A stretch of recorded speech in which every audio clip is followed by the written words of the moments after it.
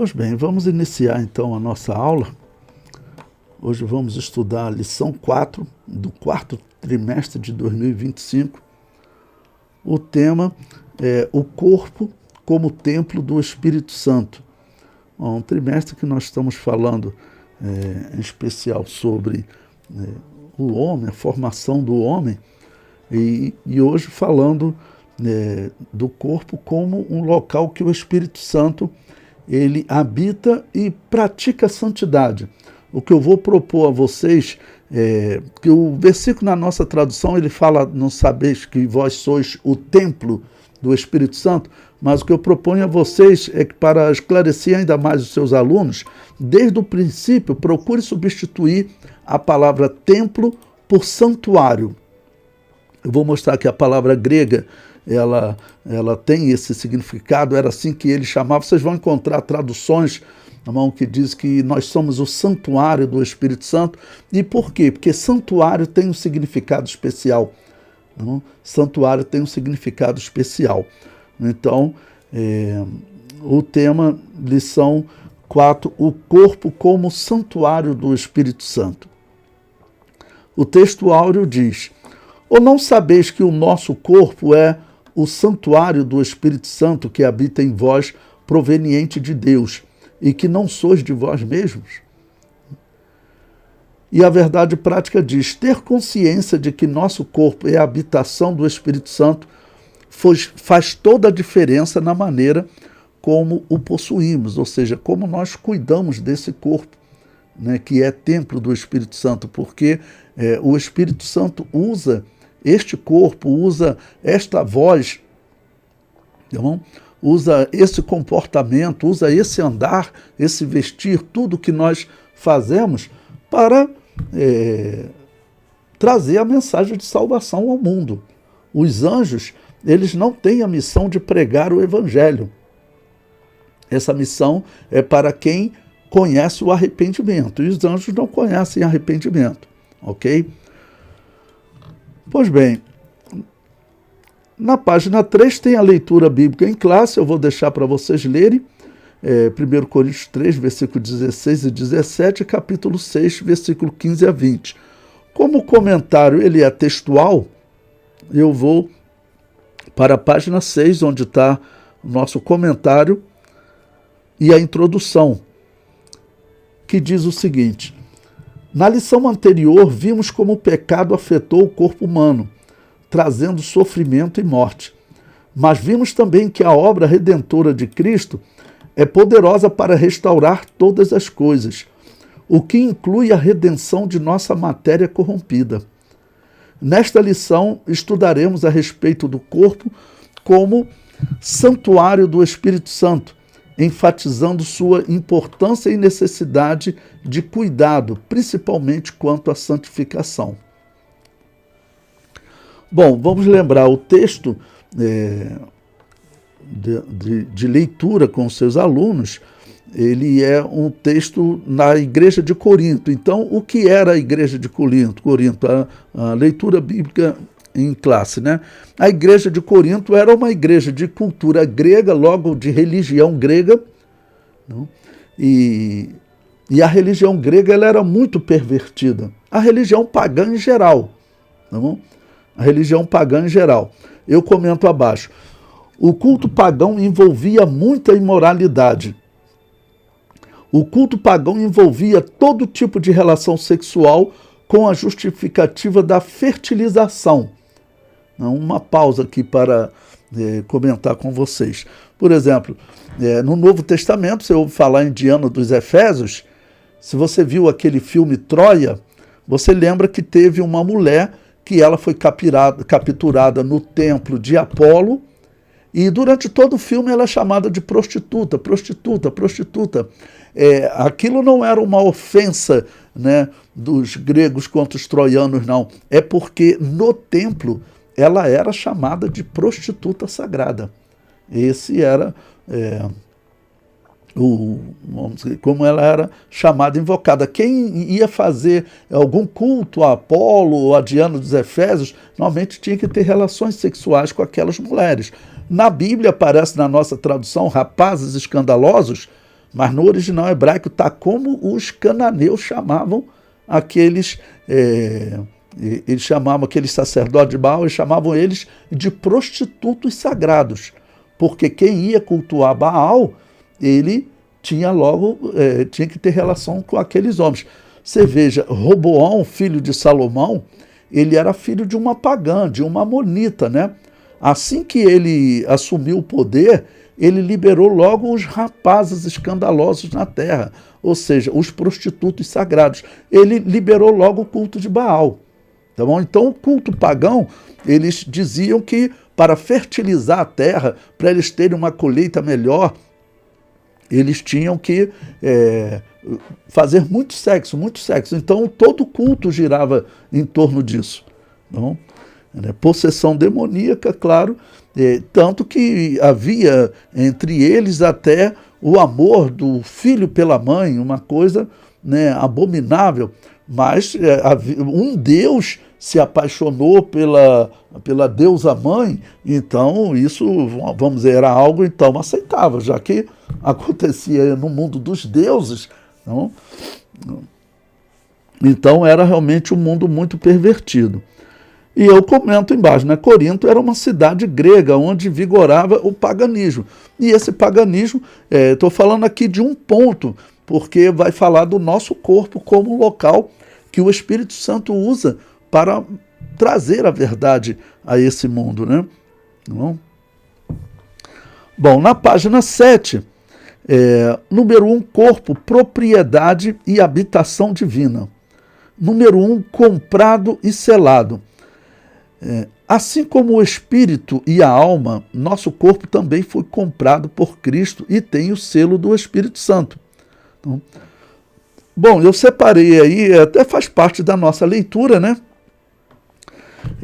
Ele sugeriu 1 Coríntios 6:20, eu coloquei o versículo 19 também. E eu comento, o templo, quando diz que nós somos templo do Espírito Santo, comento, o templo em 1 Coríntios 6:19 é tradução do termo grego naos, que pode ser também traduzido por santuário, ou seja, o lugar onde se pratica o culto santo.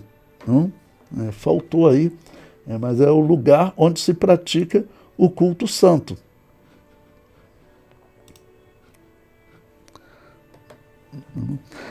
Eu coloquei até o Salmo 46, versículo 4, para você explicar a importância de santuário para o seu aluno. Não? Veja o que ele diz. Há um rio cujas correntes alegram a cidade de Deus. Que cidade de Deus é essa? É a Nova Jerusalém. Tá bom? Então, o rio é o Espírito Santo. Então, o Espírito Santo, as correntes do Espírito Santo alegram a Nova Jerusalém, a cidade de Deus. E diz que essa cidade de Deus, ele prossegue, ela é o santuário. O santuário de quem? Das moradas do Altíssimo. Quem são as moradas do Altíssimo? Somos nós. Nós somos as moradas do Altíssimo. É exatamente o que o tema está dizendo. Deus, ele habita no homem. E o Espírito Santo, então, ele habita no homem. E por que santuário? A cidade de Deus, a Nova Jerusalém, ela é o santuário da igreja. E o que significa santuário? O sufixo ário, ele significa o lugar onde se pratica, ou quem pratica, né? Tá bom? Então, santuário significa, vem de santo, tá bom? E o lugar onde se pratica, no caso, o culto santo, o lugar onde se pratica a santidade. Então, por isso que eu falei para vocês, templo, apesar da nossa tradução usar templo, eu prefiro traduzir esse termo como santuário, porque aí você está dando um significado especial para o homem. O homem é o lugar, se nós somos santuário do Espírito Santo, nós somos o lugar onde o Espírito Santo pratica o culto santo, ou ele mostra o culto santo para a humanidade. Nós servimos de um modelo para a humanidade, ok? Um modelo. Então, é assim que a gente também interpreta o Salmo 46. Tá bom? E abaixo eu comento, o versículo 20, 1 Coríntios 6:20, traduz o termo grego time, né, por bom preço. A palavra, de algumas traduções, você vai pegar, está traduzido simplesmente como preço. Tá bom? Que nós fomos comprados, né, por um bom preço. Essa é uma tradução. Mas essa palavra, eu comento, foste comprados por bom preço, né? Eu comento, essa palavra, ela tem um significado especial, né? Tá bom? Ela traduz por bom preço, porém, estamos no final da página 7. Poderia ser também traduzido por preço especificado, ou ainda preço determinado. Por quê? Ou seja, quando ele fala que o nosso corpo é o santuário do Espírito Santo, ele está dizendo que nós fomos comprados por um preço que Deus determinou. E que preço era esse? É o derramamento de um sangue inocente. Então, por isso, Jesus Cristo morrendo para nos comprar. E esse é o significado do bom preço. Tá bom? Então, poderia ser traduzido também por preço especificado, porque Deus especificou, ou preço determinado, porque Deus determinou. E por que Deus precisou? Algumas pessoas perguntam, por que Deus precisou determinar o derramamento de sangue? Bom, porque Deus é justo, em primeiro lugar. Ele não tem como ser injusto. Tá bom? Deus é justo. Tudo nele é correto, é certo. Então, por ele ser justo, ele tem que nos condenar. Por ele ser justo, ele tem que nos condenar. Por isso, a Bíblia nos condenou. Todos pecaram e destituídos estão da glória de Deus. Então, ele nos condenou. Já vi pessoas dizendo que ele nos absolveu. Não, na verdade, ele nos condenou e ele lançou a nossa condenação sobre o Filho dele, ou sobre ele mesmo. Ele levou sobre si a iniquidade de nós todos. Tá bom? Então, ele, por ser justo, precisava nos condenar. Mas como ele também é amoroso, ele pensou numa maneira de substituir. Tá bom? Por isso, ele vindo para morrer e salvar, gerando um filho aqui na terra, e esse filho inocente morrer para salvar a humanidade. Tá bom? Bom, eu coloquei aí 1 Pedro, capítulo 1, versículo 18 e 19, que é um versículo chave nesse tema de nós sermos comprados, né?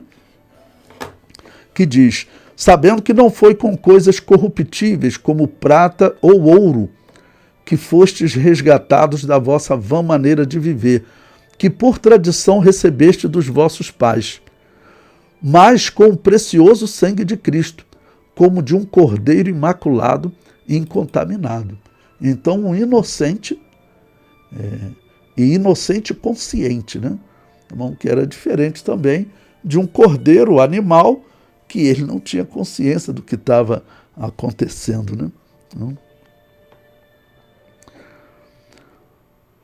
Pois bem, na página 9, ele sugeriu aí uma leitura também de 1 Pedro, no versículo 23, nós lemos o versículo 18 e 19, né? E o versículo 23, na sugestão da revista, ele diz, sendo de novo gerados, não de semente corruptível, mas da incorruptível, pela palavra de Deus, viva e que permanece para sempre. Por quê? Porque Jesus Cristo, ele nos comprou, mas quem é que está gerando vida em nós, gerando luz em nós, até ser dia perfeito? É a palavra de Deus e a operação do Espírito Santo, é claro, né? O comentário prossegue. Como propriedade e habitação divinas, temos de nos santificar e nos dedicar a Deus por inteiro. Enganam-se os que dizem que ele quer apenas o coração, né? Se fosse verdade que o homem desse o coração, eu até acredito que o homem que ele entrega o coração, ele entrega tudo. Mas o problema é que tem alguns que dizem que Deus só quer o coração, mas na verdade ele não quer entregar nada. Aí fica na disputa, na desculpa do coração, vamos assim dizer, né? Então, se ouvir alguém dizer, não, Deus só quer o coração, ó, quem entrega o coração, ele se entrega por inteiro, a todo tempo, tudo que ele fizer, a questão número 1 é o reino de Deus. O item número 2, ainda na página 9, Não sabeis vós, ele cita como começa o versículo 20, né? Não sabeis vós que sois santuário do Espírito Santo, sugerindo sempre substituir o templo por santuário, né? Ele diz, a pergunta retórica feita por Paulo aos Coríntios indica que, apesar de ensinados, faltava-lhes uma compreensão espiritual correta acerca da mordomia do corpo. Bom, o que significa pergunta retórica, né? Para poder explicar a vocês. É mais ou menos o que eu acabei de fazer, né? É uma pergunta que você não espera a resposta da pessoa. Você espera que a pessoa reflita. Você faz perguntas de retórica durante uma pregação a todo momento, né? Vamos dizer, tentando conscientizar, fazer os cristãos meditarem mais profundamente naquele tema. Essa é uma pergunta de retórica, né? Então eu comento abaixo, né? Uma pergunta retórica é uma interrogação formulada não com o objetivo de obter uma resposta direta, mas sim para enfatizar uma ideia ou ainda provocar reflexão. Então você faz aquela pergunta para fazer a pessoa refletir, mas sem esperar uma resposta dela. Ok?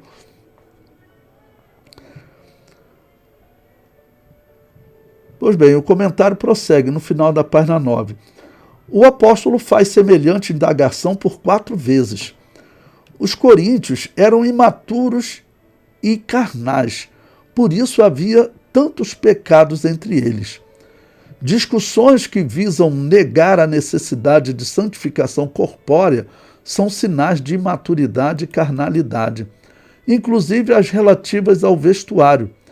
Depois do pecado, Adão e Eva se cobriram com aventais de folha de figueira. Bom, como ele falou, determinadas discussões, falar dos coríntios como um povo, vamos dizer, imaturo, é verdade, vamos dizer, eles eram novos convertidos, vamos colocar assim. Mas o que nós temos que pensar é no significado de um indivíduo que vinha do paganismo. E de repente, vamos dizer, eles vêm para Jesus e daqui a pouco o apóstolo Paulo tem que sair pregando, continuar pregando a pregação do evangelho. E às vezes tem obreiros que eles ainda não estão bem preparados. Nós temos hoje aí ensino histórico de quase 2000 anos de cristianismo e tem pessoas, né, inventando heresia todos os dias, né? Então imagine naquele período e pessoas que infelizmente estavam servindo no paganismo. Eles vêm para a igreja e ainda que ele tenha se tornado, vamos dizer, um cristão, mas tem lá suas fraquezas e estava todo dia chegando pessoas na igreja e daqui a pouco pessoas se desviando. E isso eu já vi, pessoas que vêm para a igreja e às vezes acaba cometendo falhas até, né, de voltar num terreiro espírita. Era mais ou menos o que poderia estar acontecendo lá. Isso eu vi acontecer em igrejas.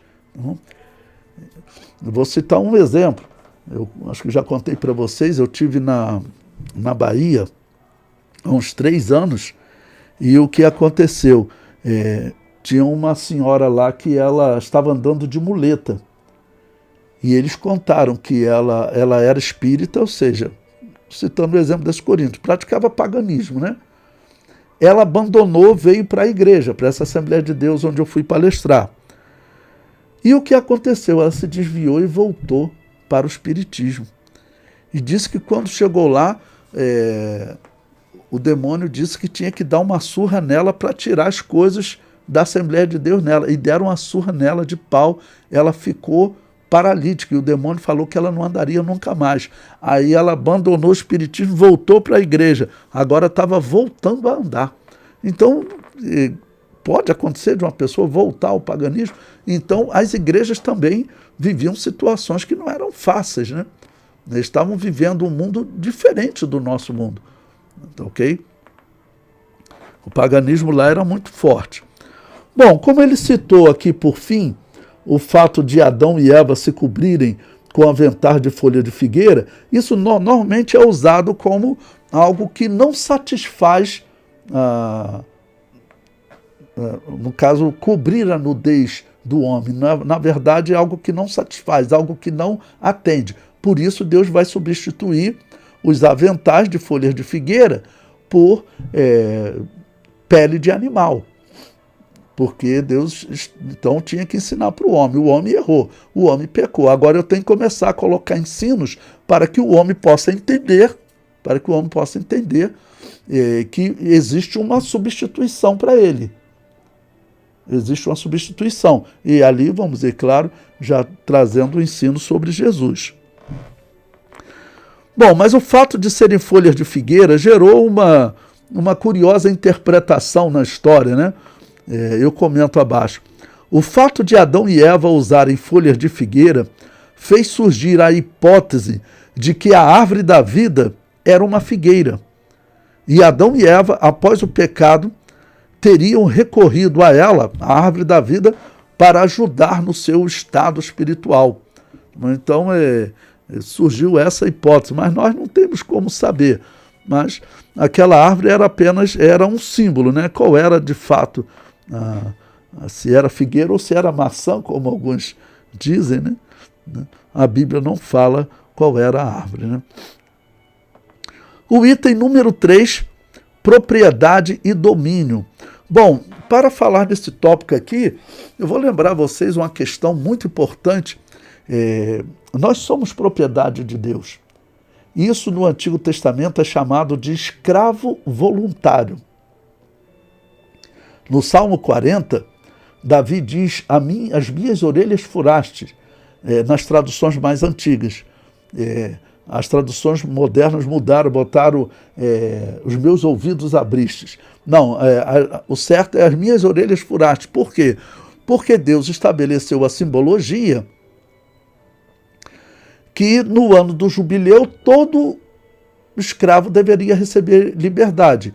Lembre-se, ano do jubileu, um período de 50 e 50 anos.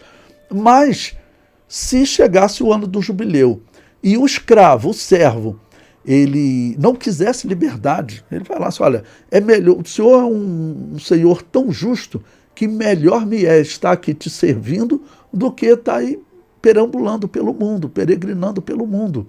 Aqui na sua casa você sempre me tratou com justiça, aqui eu consegui esposa, filhos, então eu quero continuar sendo teu servo. Eu sou um servo voluntário. Mas esse homem poderia ser punido pelos juízes. Então ele tinha que pegar esse servo, levar diante do juiz: olha, ele quer ser meu servo voluntário. Já vai começar, vai ser servo o resto da vida, mais 50 anos de servidão. Então, aí o que eles faziam? Eles furavam a orelha dele, né, sinalizando ele: esse é um servo voluntário. Esse é um servo voluntário. Então, nós somos propriedade. Isso não tira o nosso livre-arbítrio. Eu falo porque tem aqueles hereges que dizem que quem é propriedade não tem livre-arbítrio. Não, nós escolhemos ser propriedade de Deus.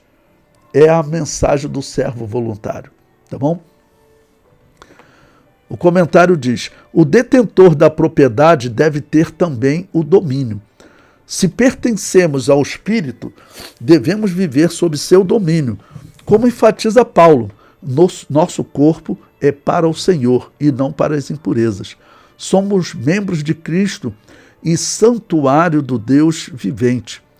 Por isso, o pecado contra o corpo ofende gravemente a santidade de Deus e produz terríveis sofrimentos.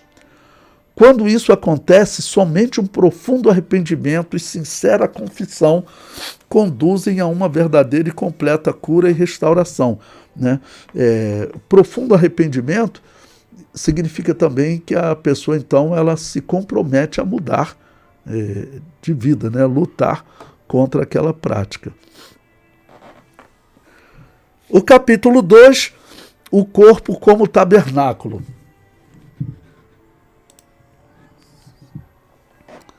Número 1, portador da presença. Uma das figuras aplicadas ao corpo no Novo Testamento é o tabernáculo. Paulo e Pedro usam essa linguagem metafórica: estamos neste tabernáculo. Brevemente, hei de deixar este meu tabernáculo. Isso nos remete ao Antigo Testamento. ao tabernáculo de Moisés. E eu marquei em azul aí um ponto que eu acho interessante você enfatizar. Quando diz, e me farão um santuário e habitarei no meio deles. É interessante essa expressão. Não? Deus habitando no meio de Israel. Mas para a igreja e toda a obra do Espírito Santo faz com que ele habite em nós. Não? Então isso é diferente. Não? E conclui, solidifica o entendimento do corpo como portador da presença de Deus. E ele sugere Romanos 8,11 para a leitura, que eu coloquei abaixo. E se o Espírito daquele que dos mortos ressuscitou a Jesus habita em vós, aquele que dos mortos ressuscitou a Cristo, também vivificará o vosso corpo mortal pelo seu Espírito que em vós habita. Então, a diferença dele habitar no meio da igreja, habitar entre nós, ou dele habitar em nós. Isso é a obra do sacrifício expiatório de Cristo na cruz, isso é a obra do Espírito Santo. O Todo-Poderoso decidiu viver em nós uma tão frágil habitação. Eu separei aí João 14, 23, que ele sugere ali, que diz, Jesus respondeu e disse-lhe, se alguém me ama, guardará a minha palavra, e meu Pai o amará, e viremos para ele e faremos nele morada.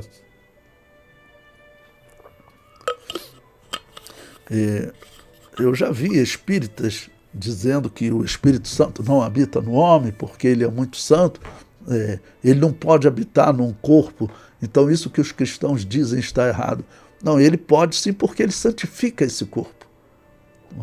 Ele santifica esse corpo, por isso ele pode habitar. E a Bíblia é bem clara em dizer que ele habita e que nós podemos ser até porta-vozes dele, ou seja, profetas dele. E também Apocalipse 3,20, que diz, eis que estou à porta e bato, se alguém ouvir a minha voz e abrir a porta, entrarei em sua casa e com ele cearei e ele comigo. Então, sim, Jesus Cristo nessa atitude, ele vem, claro, habitar em nós através do Espírito Santo. Tá ok? Número 2, tabernáculo e tricotomia.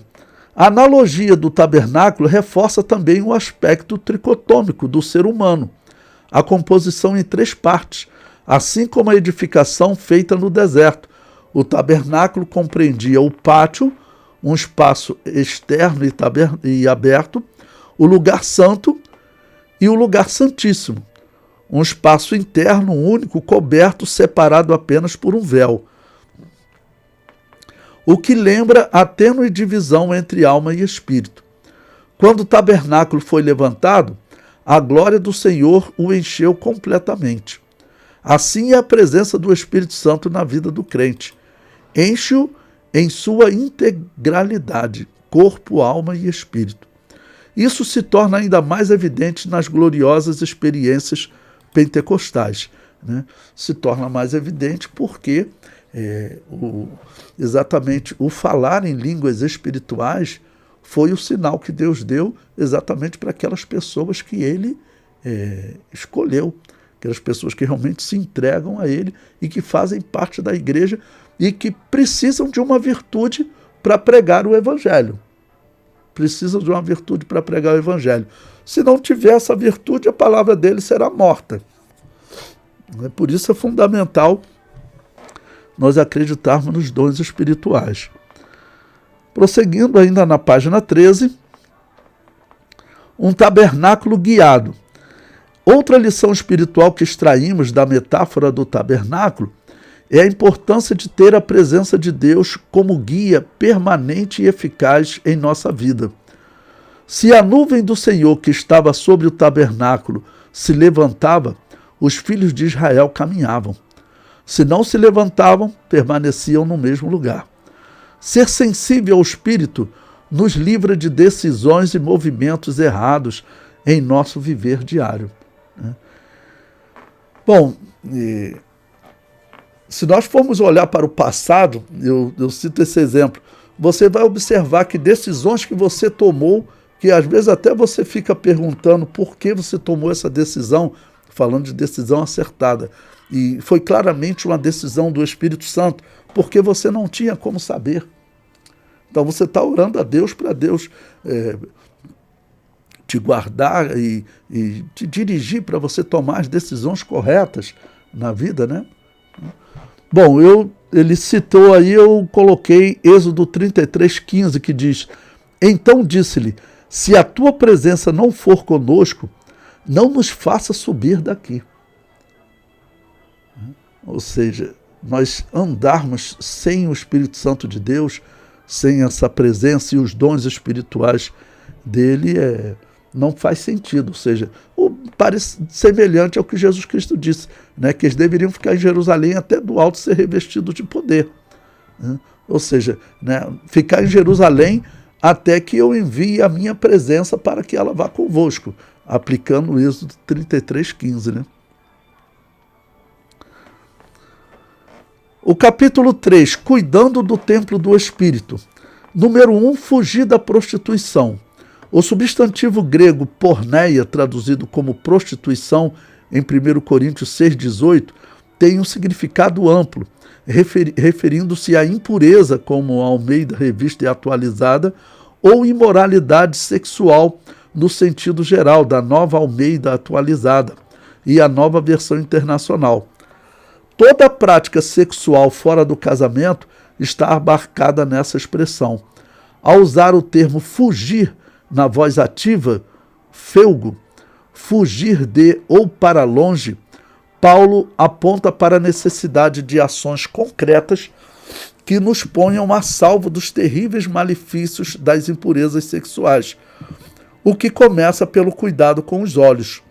O que vemos e como vemos determina se nosso corpo será cheio de luz ou de trevas. Como Jesus Cristo disse, né, a sugestão dele de leitura. A candeia do corpo são os olhos, de sorte que se os teus olhos forem bons, todo o teu corpo terá luz. Se, porém, os teus olhos forem maus, o teu corpo será tenebroso.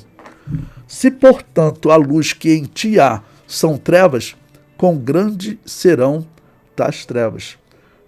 Então ele enfatizou os olhos e realmente os olhos, se você não vigiar, é o que o inimigo vai te usar para desejar até o roubo, né? Tudo vai envolver os olhos. Número 2, disciplinas espirituais. Para uma vida espiritual plena, como templo, aí eu coloquei ao lado, né, santuário do Espírito Santo, não basta que os membros do corpo deixem de ser instrumentos do pecado. É preciso apresentá-los a Deus como instrumentos de justiça e culto, em sacrifício vivo, santo e agradável a Deus. Bom, eu coloquei até o versículo aí abaixo, para você poder meditar com os seus alunos na leitura completa, primeiro falar o que é um sacrifício vivo. E também Paulo diz que esse é um culto racional. Eu comento abaixo. Sacrifício vivo significa nos entregarmos totalmente a Deus, colocando o servir a Deus acima da nossa própria vida. Porque isso é um sacrifício. Não? É uma oferta, como se fazia, onde uma vida era entregue. Então você está entregando uma vida, mas você continua vivo. É um sacrifício vivo. Não? Você voluntariamente diz, eu morri para este mundo, ou seja, então você está abrindo mão dessa vida.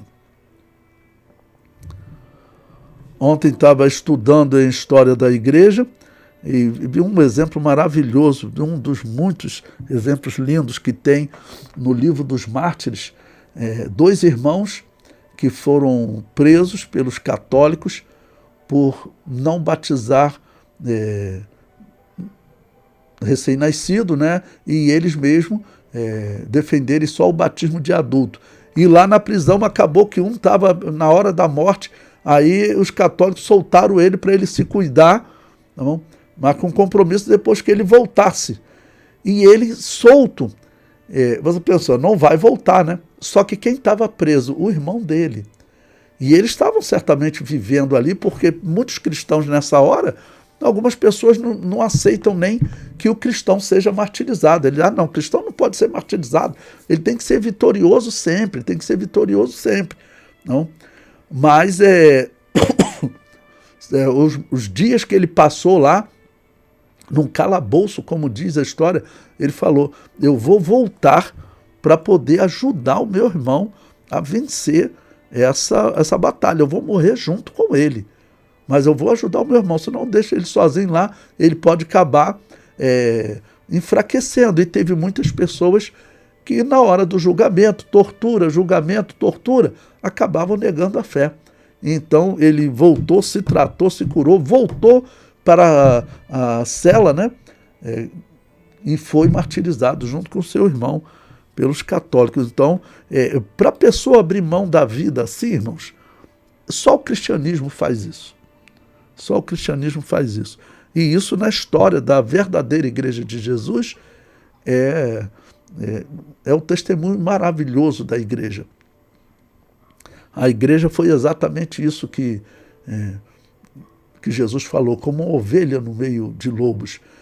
E como Jesus Cristo disse também, né, aquele versículo, que chegará, vamos dizer, o tempo que alguns dirão que estão fazendo um favor a Deus, né, quando eles sacrificam os cristãos. Né?